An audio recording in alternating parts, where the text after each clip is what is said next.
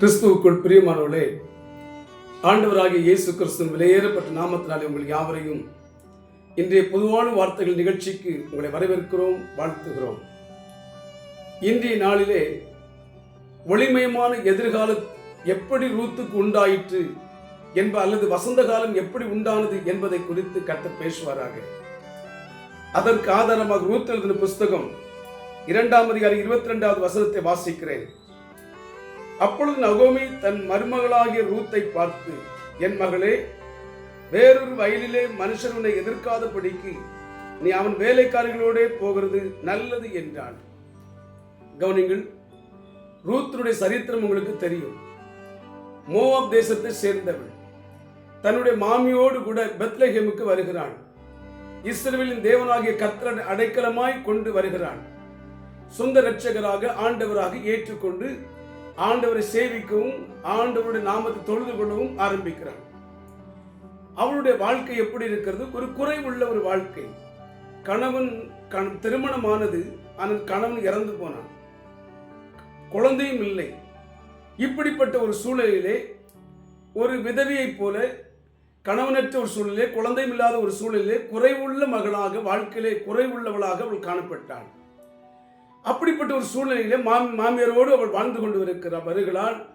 ஒரு நாள் மாமியார் அவளுடைய எதிர்காலத்தை குறித்து, நல்லதொரு வசந்த காலத்தை குறித்து, ஒளிமயமான எதிர்காலத்தை குறித்து அவளுக்கு பல ஆலோசனைகள் சொல்லிக்கொண்டே வருகிறாள். ஆனால் பைபிள் சொல்லுகிறது, குறைவுள்ள வாழ்க்கை அவளுடைய வாழ்க்கையில் எப்படி நிறைவாய் மாறியது?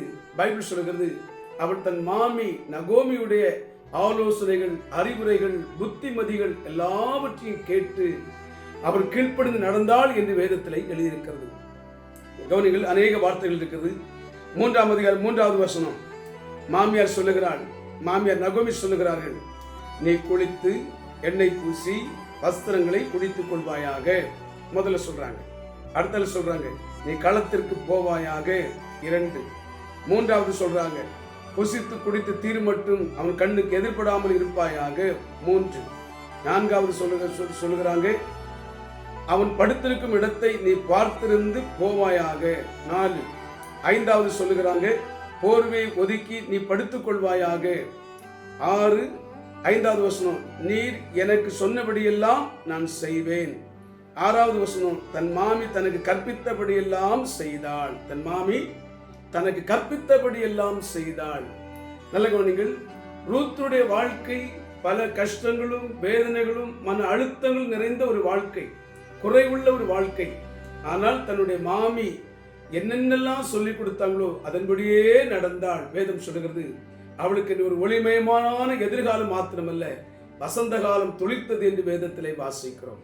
அன்பு சகோதரனே, இங்கு நகோமி என்பது யார்? வேதம் சொல்லுகிறது, பரிசுத்த ஆவியானவரே நகோமிக்கு ஒப்பாக இருக்கிறார். ரூத் என்பது யார்? ரூத் என்பது திருச்சபைக்கு ஒப்பாக இருக்கிறார். கவனிங்கள், திருச்சபையாகிய நாம் நம்மை நடத்துகிற நகோமி எப்படி நடத்துகிறார்களோ அதே போல நம்மை நடத்துகிற பரிசுத்த ஆவியானவருக்கு நாம் கீழ்ப்படிந்து அவருடைய ஆலோசனை, அவருடைய புத்திமதி, அவருடைய அறிவுரை, அவருடைய போதனைகள், அவருடைய வார்த்தைகள் எல்லாவற்றையும் நாம் கேட்டு, கட்டளைகள் எல்லாம் கேட்டு நாம் உண்மையாய் அதன்படியே நாம் நடப்போமானால் நிச்சயமாய் நான் சொல்லட்டும், எவ்வளவு குறைகள் இருந்தாலும் சரி, நம்முடைய வாழ்க்கை நிறைவுள்ளதாகும்படிக்கு கர்த்தர் அற்புதத்தை செய்வார். ஆவியானவர் விடுதலையை கட்டளையிடுவார். ஆவியானவர் நமக்கு நன்மையை செய்வார். ஆவியானவர் நமக்கு எல்லா விதத்திலும் நமக்கு ஒத்தாசை அனுப்பி குறைவில்லாமல் நடத்தி நிறைவான வாழ்க்கை நமக்கு தருவார். நம்முடைய குறைவுள்ள ஒரு வாழ்க்கை நிறைவாய் மாறும். நம்முடைய கண்ணீர் நிறைந்த, அழுகு நிறைந்த வாழ்க்கை அருநீருற்றாய் மாறும். எல்லா விதமான துன்பமும் துயரமும் வேதனையும் கஷ்டம் நிறைந்த வாழ்க்கை ஆறுதலும் மகிமையுமாய் உண்டாகும் என்று வேதம் போதிக்கிறது.